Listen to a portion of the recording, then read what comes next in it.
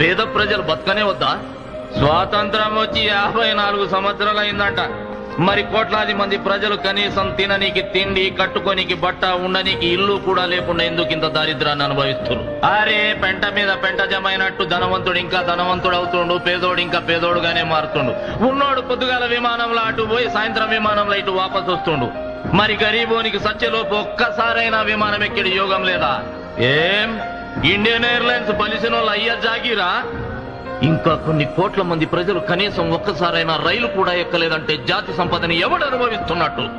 ఉన్నోడు కారు కొనుక్కోవాలంటే 24 గంటల్లో వాని ఇంటికి వచ్చి అప్పిచ్చి కారు ఇచ్చిపోతున్నారు. అదే గరీబోడు కనీసం సైకిల్ అయినా కొనుక్కోగలుగుతున్నాడా? ఎందుకింత తేడా?